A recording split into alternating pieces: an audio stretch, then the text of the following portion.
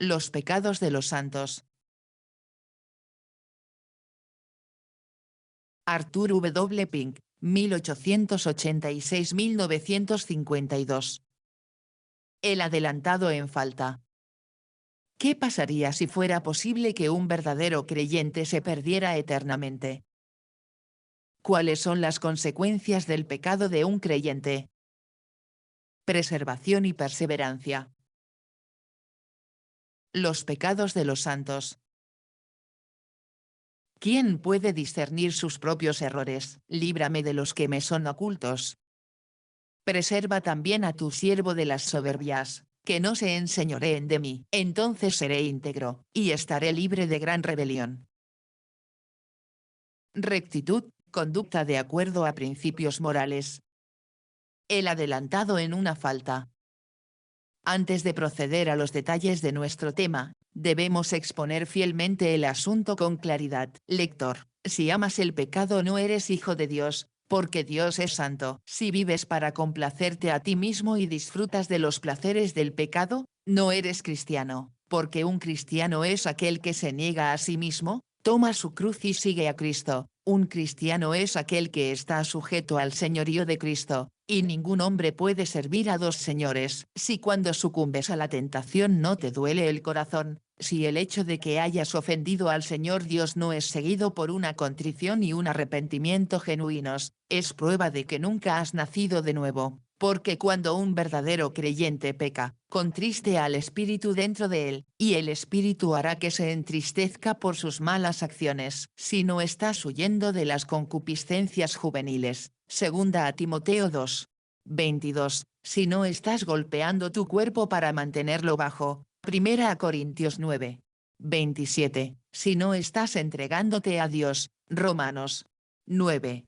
27. No tienes fundamento para concluir que eres miembro de la familia de la fe. El creyente ha sido hecho libre, liberado del poder del pecado, Juan 8. 36. Además, leemos, todo aquel que permanece en él, no peca, todo aquel que peca, no le ha visto ni le ha conocido. Hijitos, nadie os engañe, el que hace justicia es justo, como él es justo. El que practica pecado es del diablo. Primera a Juan 3. 6 al 8. Ahora bien, estos versículos no enseñan que el caminar diario de un creyente sea libre de pecado, pero sí enseñan que tal persona no practicará el pecado. Se debe anotar cuidadosamente el tiempo del verbo en estos versículos. Es el perfecto lo que aquí se emplea. El que comete pecado, comete y continúa cometiendo es la fuerza de la palabra. El que practica regularmente el pecado. Observen que no dice, el que peca es del diablo, sino el que peca y sigue pecando. De la misma manera el que hace, practica, justicia es justo. El apóstol se refiere al curso general y al tenor de nuestras vidas. Él está hablando de lo que es nuestro hábito. Que la vida del cristiano se resuma como un todo y, aunque, como David, se desvíe del camino de la rectitud volverá a él. Aunque como Pedro pueda fallar en la hora de la prueba, se arrepentirá de su fracaso, aunque como Pablo pueda pecar con sus labios, Hechos 23. 3 al 5, confesará su maldad, y se verá que su registro completo puede caracterizarse y resumirse solo como uno que hace justicia. Pero, ¿qué pasa con aquel que es alcanzado en una falta? Gálatas 6. 1. ¿Qué pasa con aquel que real y diariamente se esfuerza con todas sus fuerzas por agradar a Dios y glorificar a Cristo, que en realidad busca primero el reino de Dios y su justicia? Mateo 6. 33, pero que, sin embargo, es consciente de que ofende en muchas cosas. Santiago 3. 2. ¿Cuáles son las consecuencias de tales pecados en el creyente? Cuando el creyente peca no pierde la vida eterna. ¿Y por qué? Porque es un regalo gratuito de Dios. La dádiva de Dios es vida eterna en Cristo Jesús Señor nuestro. Romanos 6. 23. No podría hacer nada para merecer este don. Si pudiera, ¿dejaría de ser un regalo? En tal caso sería una recompensa. En consecuencia, no puede hacer nada para demeritarlo. Además, el don que Dios concede al creyente es la vida eterna. Es necesario recalcar esto. Dios le dio a Adán una vida de prueba. Era suya mientras obedeciera el mandato de Dios y se negara a comer del fruto prohibido. Dios dio a Israel en Canaán una vida condicional. Su permanencia en Palestina dependía de su cumplimiento del decálogo divino y de su abstinencia de la idolatría. Pero al creyente en Cristo, Dios no le da una vida probatoria ni condicional, sino vida eterna. Y, los dones y el llamamiento de Dios son sin arrepentimiento. Romanos 11. 29. Decir que la vida eterna puede terminar es una contradicción en los términos. David oró, no quites de mí tu Espíritu Santo. Salmo 51. 11. Pero esto fue bajo la dispensación de la ley. En contraste con esto, bajo la dispensación de la gracia, la promesa del Salvador es, y Él os dará otro Consolador, para que esté con vosotros para siempre. Juan 14. 16. El creyente puede contristar al Espíritu Santo, y lo hace, pero no puede ahuyentarlo. Y por esta razón, el Espíritu Santo hace su morada en el creyente no a causa de alguna idoneidad personal que encuentre en él, sino en base a la obra consumada de Cristo, y nada puede perturbar eso. Por lo tanto leemos, y no contristéis al Espíritu Santo de Dios, con el cual sois sellados hasta el día de la redención. Efesios 4. 30, es decir, hasta el día en que seamos glorificados en espíritu, alma y cuerpo. Imposible. Yo sé que todo lo que Dios hace, será para siempre, nada se le puede poner ni nada se le puede quitar, y Dios lo hace para que los hombres teman delante de él. Eclesiastés 3. 14. Un hijo de Dios es aquel que ha sido engendrado por el Espíritu Santo y hecho partícipe de la naturaleza divina. El nuevo nacimiento es mucho más que una reforma externa, es una regeneración interna. El nuevo nacimiento no significa pasar página, sino que es el comienzo de una nueva vida. Ahora bien, por la naturaleza misma del caso, alguien que ha nacido de nuevo no puede dejar de nacer. Hemos nacido de nuevo de simiente incorruptible. Primera a Pedro 1. 23. ¿Puede morir lo que es incorruptible? Imposible. Efesios 2. 5. ¿Pueden ser destruidos los que han resucitado espiritualmente? Imposible. El nuevo nacimiento es una nueva creación. Segunda a Corintios 5. 17. ¿Puede lo que ha sido creado ser descreado? No pierde la vida eterna. No deja de ser hijo de Dios. No pierde el Espíritu Santo. No deja de ser apto para el cielo. Nuestra idoneidad para el cielo no depende en modo alguno de nuestro servicio, nuestras obras, nuestra obediencia o nuestra fidelidad, sino únicamente de la obra consumada del Señor Jesús por nosotros. El apóstol Pablo estaba tan listo para el cielo en el momento en que nació de nuevo como lo estuvo al final de su vida de devota lealtad a su maestro. La idoneidad del hijo pródigo para sentarse a la mesa del Padre consistía en el manto de justicia con el que típicamente estaba revestido. Los santos que Juan vio en el templo celestial del Rey, lavaron sus vestiduras y las emblanquecieron en la sangre del Cordero. Es la sangre preciosa, y solo eso, la que da título a una mansión en la casa del Padre. En resumen, participamos de la herencia incorruptible únicamente a través de la gracia, por lo tanto, nuestra indignidad personal no puede inhabilitarnos para ella. Si pecar no hiciera al creyente apto para el cielo, entonces nadie llegaría allí, porque todos ofendemos en muchas cosas. En el momento en que creemos, estamos capacitados y calificados para entrar en la presencia del Dios tres veces santo, dando gracias al Padre que nos hizo aptos para participar de la herencia de los santos en la luz. Colosenses 1. 12. Esta idoneidad o idoneidad no está en nosotros mismos sino en Cristo. En consecuencia, esta idoneidad es perfecta e inmutable, porque con una sola ofrenda hizo perfectos para siempre a los santificados. Hebreos 10. 14. Una sorprendente demostración y confirmación de este hecho se ve en el caso de los santos de Corintios. Hay que tener en cuenta el hecho de que acababan de salir de un paganismo idólatra y licencioso. Sin embargo, cuando se dice esto, queda claro que estos corintios eran culpables de los pecados más terribles. Eran cismáticos. El hermano demandó al hermano, y lo que era peor, algunos habían profanado la mesa del Señor, habiendo convertido la cena en una borrachera, y sin embargo, a esta misma iglesia, mientras la amonesta, el apóstol dice, ¿no sabéis que sois templo de Dios, y que el Espíritu de Dios mora en vosotros? Primera a Corintios 3. 16. A pesar de sus pecados entonces, los santos corintios no habían perdido el Espíritu Santo. Santiago 3. 2. Pero no se suponga que un hombre puede vivir como le plazca, vivir una vida de pecado manifiesto, y que incluso él pueda consolarse pensando que cuando muera irá al cielo. Si eres hijo de Dios, tu caminar diario lo evidenciará. Si realmente eres cristiano, tu vida lo demostrará, y si tu vida no lo demuestra, entonces no tienes derecho a llevar el nombre de un seguidor del Señor Jesús. Si eres una de sus ovejas, seguirás al pastor, no a los deseos de la carne ni a los caminos del mundo. Escucharás, no desatenderás, la voz de Cristo. ¿Qué pasaría si fuera posible que un verdadero creyente se perdiera eternamente? Sí, fíjese que fueron restaurados, no continuaron en su maldad, no, se arrepintieron y se volvieron a Dios. Si por pecar un creyente perece, ¿qué? Moisés fue un reincidente, en su ira, desobedeció a Dios. David era un reincidente, cometió adulterio. Pedro era un reincidente, negó a su Señor. Pero ninguno de ellos murió. Cada uno pudo decir con el salmista, Él restaurará mi alma. Salmo 23.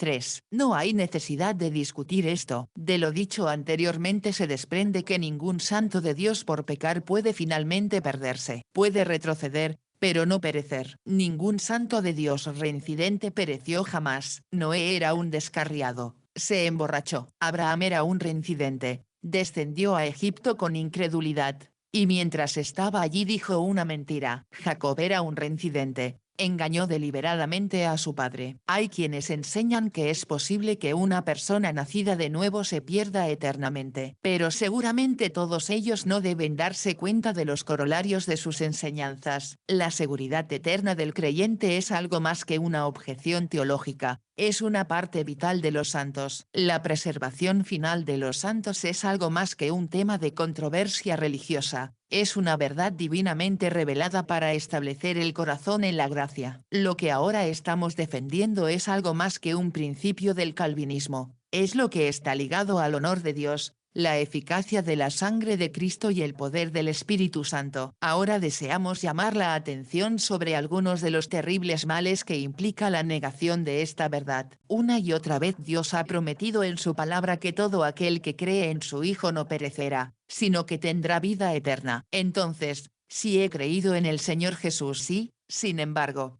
perezco, ¿entonces qué? El Señor Jesús dijo, todo lo que el Padre me da, vendrá a mí, y al que a mí viene, ¿no le echo fuera? Juan 6. 37. Nuestro Señor no estaba aquí invitando a los pecadores, ni afirmando que Él nunca rechaza a quien viene a Él, lo cual por supuesto es cierto y se enseña en otros lugares, pero está declarando que Él nunca expulsa a ningún pecador.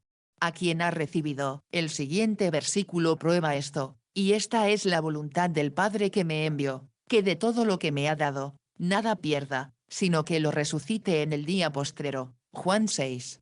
39. Si entonces el Padre me ha entregado a Cristo, y en consecuencia he venido a Él, y Él ha prometido que de ningún modo, bajo ninguna circunstancia, me echará fuera y entonces las promesas de Dios carecerían de valor. Él no perece eternamente. Entonces todo el plan de salvación sería derribado. Sí, como creyente en el Señor Jesucristo, mi ir al cielo depende de mi continua fidelidad y obediencia, en lugar de que mi fidelidad y obediencia se rindan por amor y gratitud porque Cristo me ha salvado. Si por no permanecer fiel y obediente estoy eternamente perdido, entonces mi salvación depende de mis obras, lo cual contradice rotundamente a Tito 3. 5. No por obras de justicia que nosotros hayamos hecho, sino según su misericordia. Nos salvó. Mas, si mi salvación final está determinada por mi obediencia y fidelidad, entonces la gano y la merezco y, por lo tanto, la salvación es una recompensa, un premio ganado por mis esfuerzos. Pero eso contradice rotundamente Efesios 2. 8 al 9, porque por gracia sois salvos mediante la fe, y esto no de vosotros, es don de Dios, no por obras, para que nadie se gloríe. Nuevamente, si mi salvación se debe en parte a mi obediencia y buenas obras, y el cielo es una recompensa por mi diligencia, entonces a Dios se le roba al menos una parte de su gloria, porque en ese caso no podríamos clamar, no nosotros, oh Señor, no a nosotros, sino a tu nombre da gloria, por tu misericordia y por tu verdad. Salmo 115.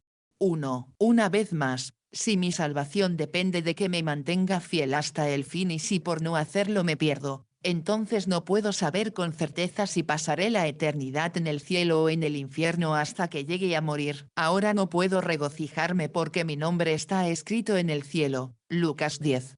20. Y, por lo tanto, la salvación sería una perspectiva futura en lugar de un disfrute presente. Finalmente, predicar que un creyente en Cristo debe permanecer fiel hasta el fin para ser salvo es reducir el Evangelio a nada más que una oferta para poner al pecador en un periodo de prueba prolongado, mientras que el Señor Jesús dijo, «Yo soy el pan de vida».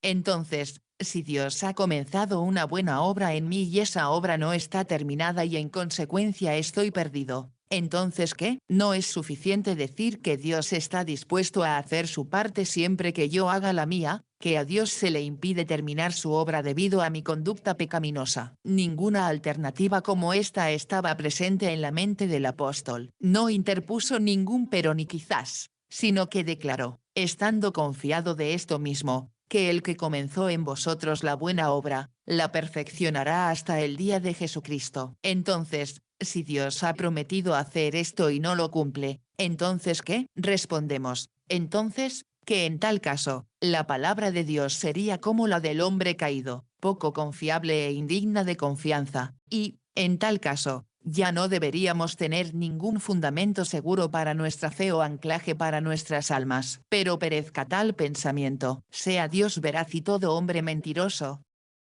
Noé fue advertido por Dios que enviaría un diluvio para destruir a los malvados. Se proporcionó un arca como refugio contra la venida del juicio divino. En esta arca entraron Noé y su familia. Habiendo entrado en esa arca, la responsabilidad de su preservación recayó 10 en Dios mismo. Noé no pudo salir del arca porque el Señor lo cerró. Génesis 7. 16. Las fuentes del gran abismo fueron rotas. Las ventanas de los cielos se abrieron y descendió la lluvia. ¿Pudo el Señor preservar a los que estaban en el arca? Era únicamente una cuestión de su poder. Solo hay que formular la pregunta para obtener respuesta. De la misma manera, cada creyente ha huido en busca de refugio para echar mano de la esperanza puesta delante de nosotros. Hebreos 6. 18. Y ahora es una cuestión del poder de Dios para guardar. ¿Podrá Él? La respuesta es, sea quien he creído, y estoy seguro de que es poderoso para guardar lo que le he encomendado para aquel día. Segunda a Timoteo 1. 12. Y nuevamente, por lo cual también puede salvar eternamente a los que por él se acercan a Dios. Hebreos 7. 25. Niega la seguridad eterna del creyente y limitas el poder guardián de Dios. Enseñad que es posible perderse aquel que previamente ha entregado su alma en manos del Señor, y negáis la omnipotencia del Altísimo. Si por pecar un creyente perece, que el Señor Jesucristo no solo murió en la cruz por los pecadores, sino que ahora vive para interceder por aquellos que han acudido a Él en busca de refugio. Después de afirmar que Él, Dios, puede también salvar perpetuamente a los que por Él se acercan a Dios. Si por pecar un creyente perece, que, si tuviera $1000 en billetes encima, tendría miedo de llevarlos consigo y, en consecuencia, iría al banco y los depositaría allí para su custodia. De la misma manera, soy plenamente consciente del hecho de que no puedo salvarme a mí mismo, por eso he entregado mi alma a la custodia de Dios. Por tanto, ahora se trata únicamente del poder de Dios. Es verdad que yo soy débil, pero Él es fuerte. Es verdad que el mundo, la carne y el diablo están alineados contra mí, pero Dios es por mí. Y si Dios es por nosotros, ¿quién contra nosotros? Romanos 8. 31. Si no hay fruto, no hay buenas obras, no dejamos que nuestra luz brille para la gloria de Dios, muestra que esa persona todavía está en sus pecados. Nunca tener sed. Juan 6. 35. No, el creyente no produce el fruto del Espíritu ni produce buenas obras para ser salvo, pero las hace porque es salvo. Cristo. La razón de esto se da en las palabras que siguen, viviendo siempre para interceder por ellos. Hebreos 7. 25. Después de escribir, hijitos míos, estas cosas os escribo para que no pequéis, el apóstol continúa, Y si alguno peca, abogado tenemos en Cristo Jesús. Si niegas la seguridad eterna de cada creyente, repudiarás el valor de la presente intercesión de Cristo. Declara que por el pecado un creyente puede perecer y desacreditas la defensa de nuestro bendito mediador. Enseñe que es posible que un santo de Dios apostate y contradice el claro testimonio de las Escrituras. Como ya hemos dicho, si nuestra salvación final depende de nuestra continua fidelidad y obediencia, y si no las cumplimos estamos perdidos, entonces la salvación es una perspectiva futura y nadie puede saber si pasará la eternidad en el cielo o en el infierno hasta la hora de su muerte. Por lo tanto, la seguridad de una salvación perfecta basada en las promesas de Dios se vuelve imposible. En tal caso, el creyente en Cristo debe vivir con temor diario por temor a dejar de rendir a Dios la obediencia requerida. Ya no puede decir, sabemos que a los que aman a Dios, todas las cosas les ayudan a bien, esto es, a los que conforme a su propósito son llamados. Romanos 8. 28. Porque no sabe si no puede cometer algo. Pecado que hará que todas las cosas colaboren para su destrucción eterna. Él es incapaz de decir, porque estoy seguro de que ni la muerte, ni la vida, ni los ángeles, ni los principados, ni las potestades, ni lo presente, ni lo porvenir, ni lo alto, ni lo profundo, ni ninguna otra criatura, que incluye Satanás, podrá separarnos del amor de Dios, que es en Cristo Jesús Señor nuestro. Romanos 8. 38 al 39, pues alguna infidelidad de su parte puede separarlo. En el caso de Pedro se ve una ilustración del valor de la intercesión de Cristo, sabiendo que Satanás deseaba apoderarse de él para zarandearlo como a trigo. Dijo a su seguidor, he orado por ti para que tu fe no decaiga. Lucas 22. 32. Que su oración prevaleció quedó demostrado en lo que siguió. A Pedro le falló la confianza en sí mismo, le falló el coraje, pero no su fe. Tan pronto como el Señor lo miró después de su negación, salió y lloró amargamente. Lucas 22. 62. Y unas semanas más tarde lo encontramos en las calles abiertas de Jerusalén luchando audazmente por la fe. Si la oración ferviente y eficaz del justo puede mucho, Santiago 5. 16. ¿Quién puede estimar el valor de la intercesión del justo? Y sé que siempre me oyes. Juan 11. 41 al 42. Abogado tenemos para con el Padre, a Jesucristo el justo. Primera a Juan 2. 1. Después de declarar, es Dios el que justifica. ¿Quién es el que condena? El apóstol continúa, Cristo es el que murió, y más aún, el que resucitó, el que también está a la diestra de Dios, el que también intercede por nosotros. Romanos 8. 33 al 34. La pregunta entonces se resuelve en la siguiente: ¿son eficaces las oraciones de Cristo a favor de nosotros? El Señor Jesús mismo respondió esta pregunta cuando dijo, Padre, te doy gracias porque me has oído. ¿Cuáles son las consecuencias del pecado de un creyente?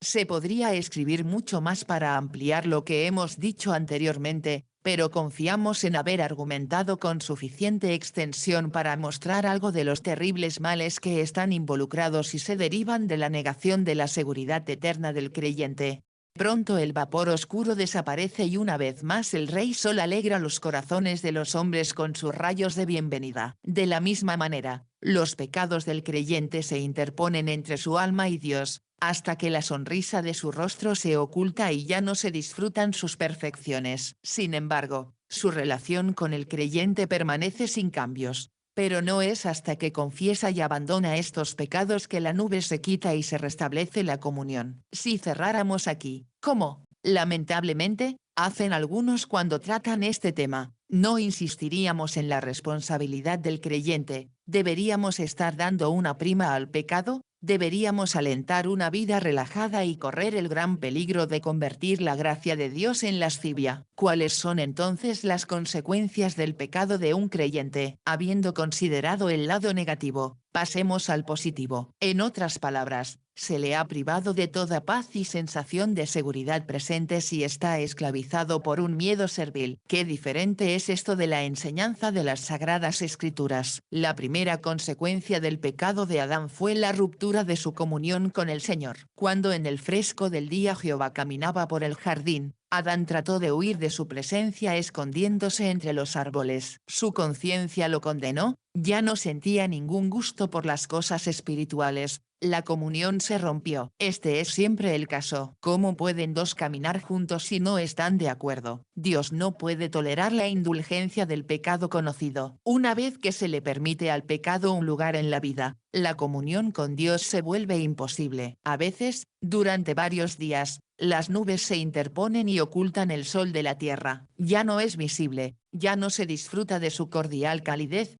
aunque su posición en relación con la tierra sigue siendo la misma. Nadie piense que la interrupción de la comunión divina es un asunto fácil. Es profundamente serio. No solo significa la pérdida de la paz y el gozo y el cese de cualquier crecimiento espiritual adicional, sino que, lo que es infinitamente más triste, significa el dolor del corazón del Salvador. Lo que él desea casi por encima de todo es la comunión con su propio pueblo comprado con sangre. Uno de los cuadros más patéticos presentados en la Biblia es el que se encuentra en Apocalipsis 3.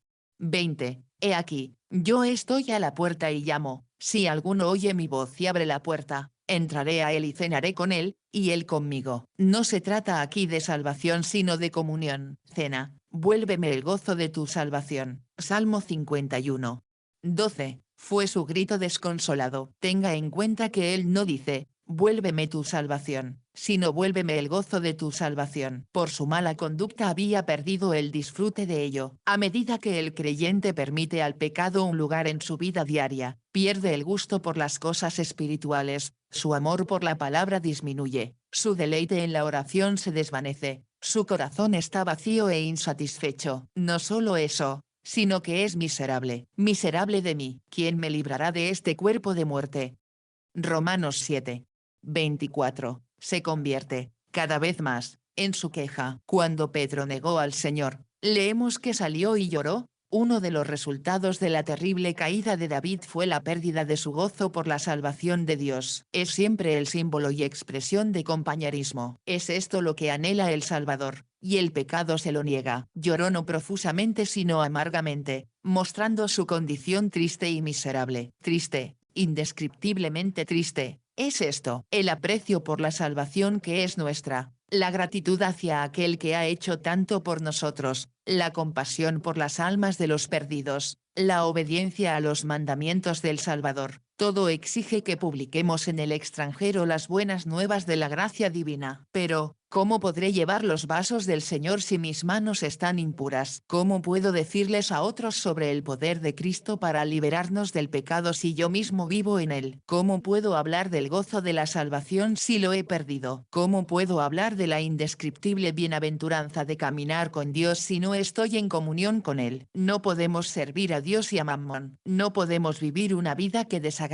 a Dios y ser utilizados al servicio de Cristo. Los creyentes somos epístolas vivientes leídas y conocidas por todos los hombres y en la proporción en que se permite el pecado en la vida tergiversamos a Cristo ante el mundo. Es más, en la proporción en que permitimos el pecado, Cristo es deshonrado y avergonzado abiertamente. Oh, si reflexionáramos más sobre esto. La Iglesia es el cuerpo de Cristo. ¿Para qué sirve un cuerpo? Mi cuerpo me proporciona un hogar en este mundo. Mi cuerpo es un medio de comunicación que me permite entrar en contacto con otras personas. Mi cuerpo es un vehículo de transporte. Es eso que me lleva de un lugar a otro. Mi cuerpo es el instrumento y órgano a través del cual me expreso y me revelo. Mis ojos son las ventanas de mi alma, mi lenguaje es un índice del estado de mi corazón, mi rostro refleja mi carácter, y todo lo que el cuerpo es para mí y hace por mí. La Iglesia es para Cristo y lo hace para Cristo. Y lo que es cierto para la Iglesia colectivamente es cierto para los santos individualmente. Cada creyente es miembro del cuerpo de Cristo. Sí. Cada creyente es él mismo un cuerpo en miniatura de Cristo. Debo reflejar a Cristo, revelar a Cristo, comunicar a Cristo a los demás. ¿Estoy haciendo esto? No si le estoy dando un lugar al pecado. Su posición en la gloria se ve afectada. La figura que nuestro Señor usó al final del Sermón del Monte, la edificación de una casa, es amplificada por el apóstol en 1 Corintios 3. 11 al 15, porque nadie puede poner otro cimiento que el que está puesto, que es Jesucristo. Ahora bien, Si alguno edifica sobre este fundamento oro, plata, piedras preciosas, madera, heno, hojarasca, la obra de cada uno será manifiesta, porque el día la declarará, porque será revelada por el fuego, y el fuego probará la obra de cada uno, sea cual sea. Si perdura la obra de alguno que sobreedificó, recibirá recompensa. Si la obra de alguno fuere quemada, sufrirá pérdida, pero él mismo será salvo, pero así como por el fuego. Todo cristiano es un constructor. El fundamento sobre el cual construye es Cristo mismo. Los materiales que utiliza son los hechos y actos de su vida cotidiana. La prueba de nuestra obra tendrá lugar en la segunda venida de Cristo. Las obras que serán destruidas son aquellas que fueron realizadas con la energía de la carne. Las obras que permanecen y reciben una recompensa fueron aquellas que fueron energizadas por el Espíritu Santo y realizadas por amorosa gratitud a Cristo. Habrá una clase que sufrirá pérdida de recompensa, cuyas obras serán quemadas, pero que será salva aún como por fuego. Tenemos un ejemplo sorprendente y solemne de esta clase en el caso de Lot. Lot era un hombre justo, segunda a Pedro 2. 6 al 7. Pero su vida no contaba para Dios. El yo llenó su horizonte. Era un mundano, ocupado únicamente con las cosas del tiempo y los sentidos. En lugar de vivir como un extraño y peregrino en la tierra, fue y habitó en la malvada ciudad de Sodoma. Llegó el momento en que Dios decidió destruir este pozo de iniquidad. Hay coronas a las que se hace referencia en el Nuevo Testamento, y cada una es una recompensa. Si no se ha tomado la cruz diariamente, no habrá uso eterno de la corona. En el próximo mundo, los creyentes ya no estarán todos en un nivel común como lo están ahora. El Señor Jesús dijo, pero muchos de los primeros serán los últimos, y los últimos serán los primeros. Mateo 19. 30. Una es la gloria del sol, y otra la gloria de la luna, y otra la gloria de las estrellas, porque una estrella se diferencia de otra en gloria, así también la resurrección de los muertos. 1 Corintios 15. 41 al 42. En la medida en que disfrutemos ahora de los placeres del pecado por un tiempo, seremos perdedores en el otro mundo. Un lugar en la gloria se debe únicamente a la gracia de Dios, pero la posición del creyente en la gloria está determinada por sus obras, servicio y obediencia como creyente. Cada acto realizado en el nombre de Cristo, cada servicio que fue constreñido por el amor de Cristo, cada cosa hecha para la gloria de Cristo, recibirá en el día venidero su debida recompensa. En la medida en que no hayamos utilizado nuestros talentos al servicio de nuestro Maestro y, en cambio, nos hayamos entregado a la complacencia propia y a la gratificación carnal, seremos perdedores en el mundo venidero. A veces cantamos, ¿habrá estrellas en mi corona? Sería bueno para nosotros preguntar si tendremos alguna corona en mi vida. El egoísmo, la mundanalidad, la lengua mentirosa, el espíritu que no perdona. Si alguno de estos se viera en mí, estoy tergiversando a Cristo ante el mundo. Como Lot era uno de sus hijos, Dios envió un ángel y lo libró. Su conducta traerá castigo del Señor. Su vida física está en peligro.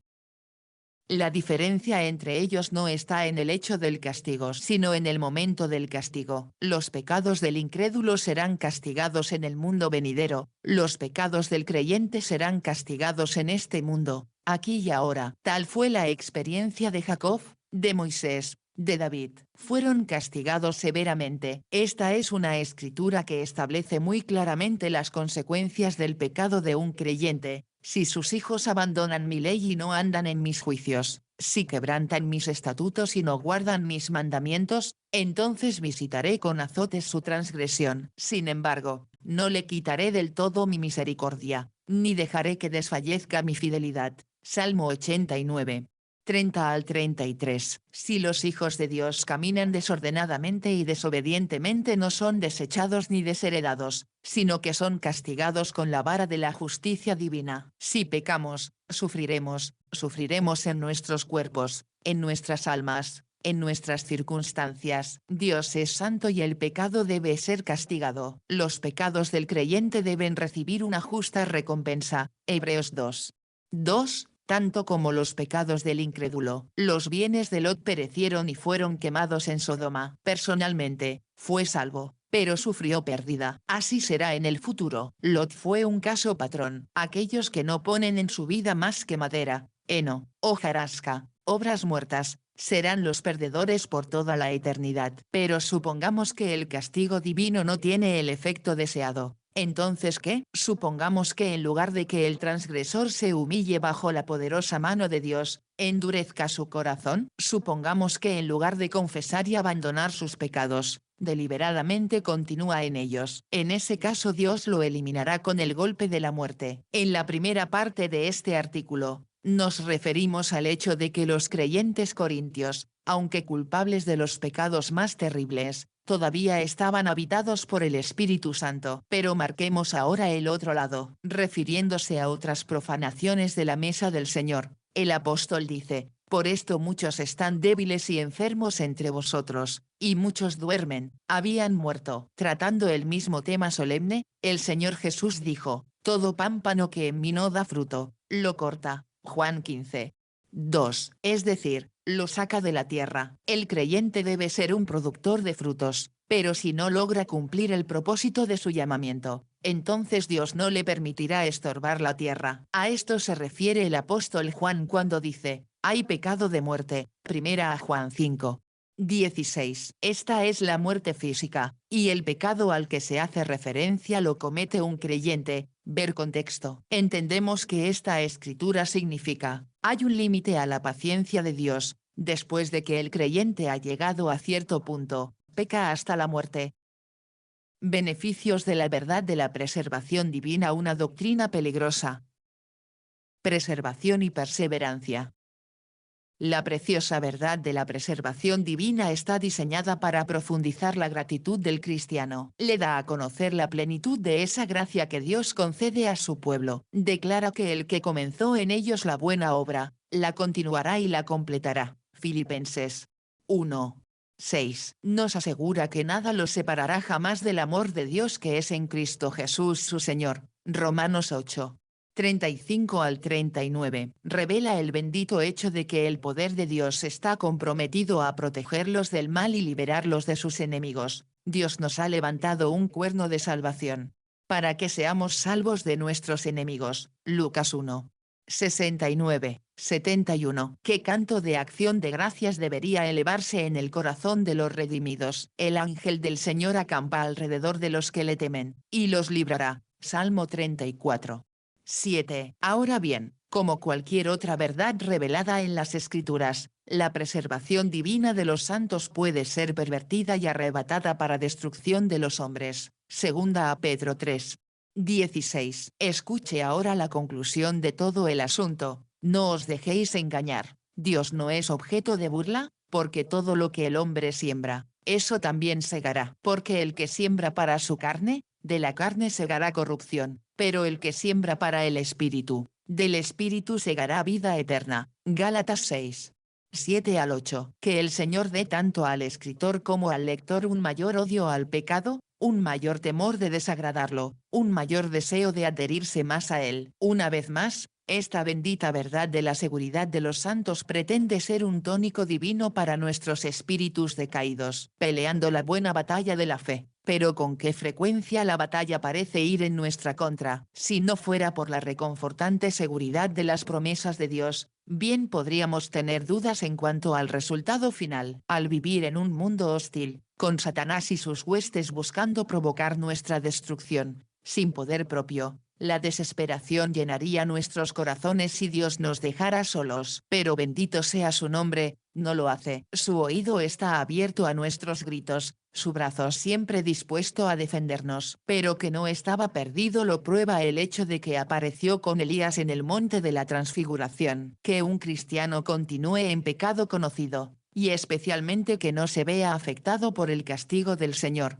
es poner en peligro y poner en peligro su vida. Tengo una ilustración de esto en el caso de Moisés. Por su pecado de golpear la roca, el Señor lo excluyó de la tierra de los vivientes y le negó la entrada a Canaán. Los hipócritas religiosos, los profesantes vacíos, los mundanos bautizados, hacen un uso incorrecto de ella, deshonrando la verdad de Dios. Obtienen de ello una paz y una alegría a las que no tienen derecho. Suponen, sin garantía, que son salvos.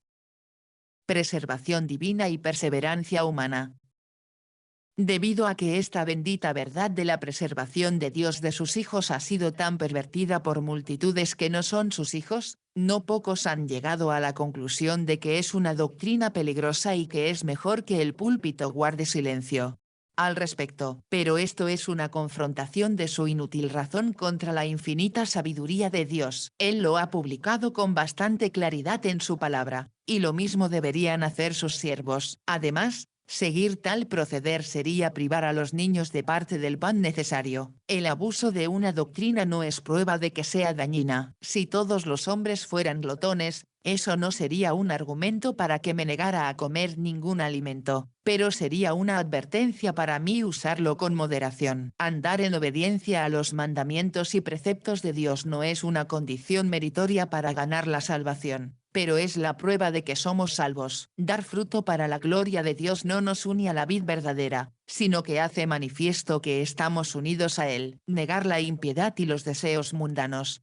mortificar nuestros miembros que están sobre la tierra, tomar la cruz y seguir a Cristo, no asegura un título al cielo, sino que muestra que estamos viajando hacia el cielo. Una perseverancia constante. Dios mismo ha salvaguardado la verdad de la preservación divina vinculándola inseparablemente con la verdad complementaria de la perseverancia humana. En ninguna parte Dios ha prometido preservar a nadie mientras siga un proceder de voluntad propia y complacencia propia. No es en el camino de la indulgencia carnal y la conformidad con este mundo, sino en el camino de la santidad donde se encuentra su gracia protectora. Si bebo veneno deliberadamente, ninguna oración me librará de sus efectos mortales. Si descuido los medios de gracia, entonces mi alma morirá de hambre. Si presumo de la bondad de Dios y espero que Él me proteja cuando corro deliberadamente al lugar de la tentación, entonces se me permitirá cosechar lo que he sembrado. La pequeña palabra sí se usa a menudo como centinela del Espíritu para proteger esta preciosa verdad. Si permanecéis en mi palabra, entonces sois verdaderamente mis discípulos. Juan 8.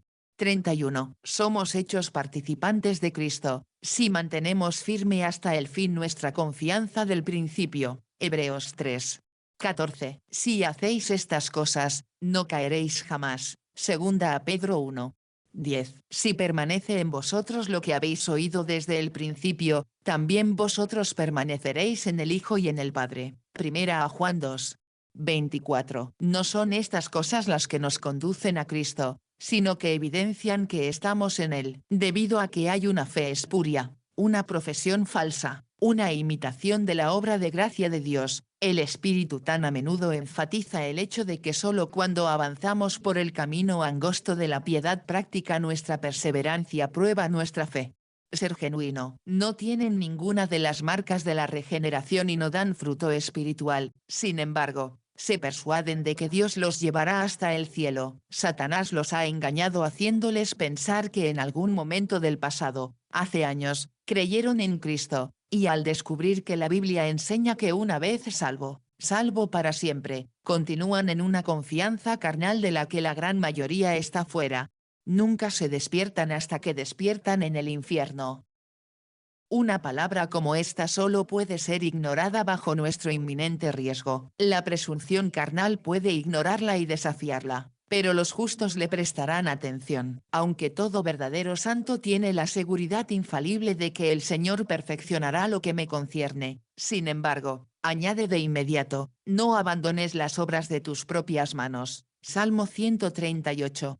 8. Las promesas de Dios son el fundamento de nuestras oraciones, siendo el terreno sobre el que descansa la fe. Pero estas promesas nunca fueron diseñadas para hacer innecesarios los medios de gracia, más bien se dan para incitarnos a hacer uso diligente de ellos. Pero un corazón corrupto convierte incluso la gracia de Dios en lascivia, y ningún terror legal lo impedirá. Los truenos y relámpagos y el terremoto que sacudió el monte Sinaí aterrorizaron mucho a Israel, pero unos días después los encontramos bailando alegremente alrededor del becerro de oro. Así es la naturaleza humana caída, casi muere de miedo ante alguna terrible providencia, pero se ríe de ese miedo tan pronto como pasa el shock. Nada más que la gracia de Dios puede enderezar el corazón y mantenerlo tranquilo. La doctrina de la preservación divina proporciona un apoyo estable a los corazones rectos, pero no da un manto desenfrenado a los corazones corruptos. Trae un cordial para reanimar a los débiles, pero tiene una guardia para contener a los perversos. Esa guardia, como hemos visto, es el sí calificativo para presentaros santos e intachables e irreprochables delante de él, si permanecéis en la fe fundada y establecida, y no os apartéis de la esperanza del Evangelio. Colosenses 1. 22 al 23. Cuando Cristo dice que da a sus ovejas vida eterna, y que no perecerán jamás, Juan 10. 28, afirma su seguridad eterna. Pero cuando el cristiano ha sido salvo del castigo del pecado, pero ahora está siendo salvo del poder y la contaminación del pecado, ha sido liberado de la ira venidera, 1 Tesalonicenses 1. 10, pero ahora necesita ser liberado de los ataques de Satanás, de las tentaciones de un mundo seductor, de las solicitudes de la carne que aún habita en él. El cristiano todavía se encuentra en el lugar del peligro, aún no ha entrado en su descanso eterno. Lejos de ello, está llamado a pelear la buena batalla de la fe. Primera a Timoteo 6. 12, y a tomar toda la armadura de Dios, Efesios 6. 11. Es el hecho de que el cristiano todavía se encuentra en el lugar del peligro lo que da fuerza a las advertencias de las Escrituras. Estos son tan necesarios para él como las promesas y los preceptos. Hay ciertas señales de peligro que el Espíritu ha establecido, y a las cuales es parte de la sabiduría prestar atención. Porque si vivís según la carne, moriréis. Romanos 8.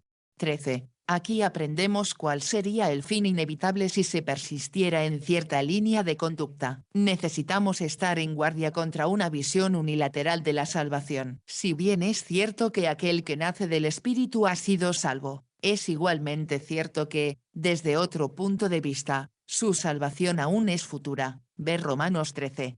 11, Hebreos 9. 28, Primera a Pedro 1. 5. En el uso de los medios divinos de gracia, en correr la carrera que tenemos por delante y en avanzar hacia un caminar más cercano a Cristo, son evidencias de que somos bendecidos con gracia perseverante y que no somos de los que atraen la gracia. Volver a perdición, sino de los que creen, para salvación del alma. Hebreos 10. 39. Hay algunas que, como las vírgenes insensatas, llevan una lámpara encendida y mantienen una profesión cristiana, y sin embargo no tienen aceite en sus vasijas ni gracia en sus corazones. Hay oyentes pedregosos que reciben la palabra con entusiasmo, sí, con gozo, y sin embargo no tienen raíz en sí mismos. Hay a quienes Dios les da otro corazón, como le dio a Saúl, 1 de Samuel 10. 9, pero no un corazón nuevo, y tales pueden profetizar por un tiempo, como lo hizo Saúl, y saborear el gozo que saborean los profetas, y aún así ser rechazados del reino como lo fue Saúl. Muchos son los llamados, pero pocos los escogidos. Mateo 20. 16. Hay una necesidad real de exhortaciones como las anteriores. A menudo se encuentran apariencias de gracia y fe, que brillan y destellan por un tiempo, como meteoros en el cielo, y luego se desvanecen. El Espíritu Santo anuncia que es a través de la fe y la paciencia que heredamos las promesas. Hebreos 6.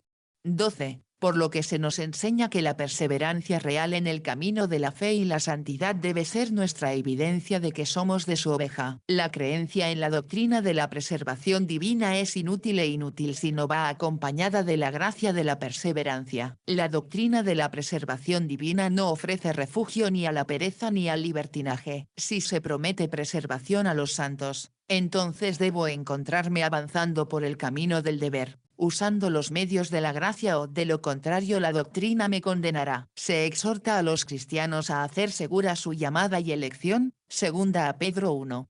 10, y esto, no dando nada por sentado, sino usando toda diligencia para estar seguros añadiendo a la fe, valor, conocimiento, dominio propio, paciencia, piedad, bondad fraternal, amor. Debemos probar nuestra gracia mediante un crecimiento en la gracia. Debemos evidenciar que somos oyentes de buena base al producir fruto. No se puede depender de una experiencia pasada, ni de una reforma presente de la vida, ni de impresiones breves de tristeza o alegría. Se debe buscar un crecimiento constante y continuo en la gracia y en el conocimiento experimental del Señor Jesús como evidencia suprema de la regeneración. ¿Pero no puede un verdadero cristiano retroceder y luego ser restaurado? Sí, puede que lo haga, pero no sin un profundo y amargo arrepentimiento por su caída. Y acontece que cuando oye las palabras de esta maldición, se bendice en su corazón, diciendo, tendré paz, aunque ande en la imaginación de mi corazón,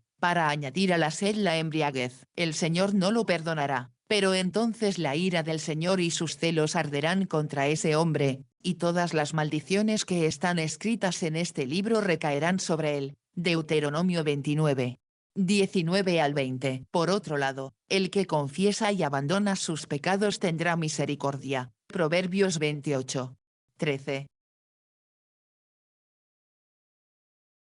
Gracias por su atención a una hermosa doctrina más de aquel hombre llamado Arthur Walkington Pink. Le invito a suscribirse a nuestro canal. Bendiciones.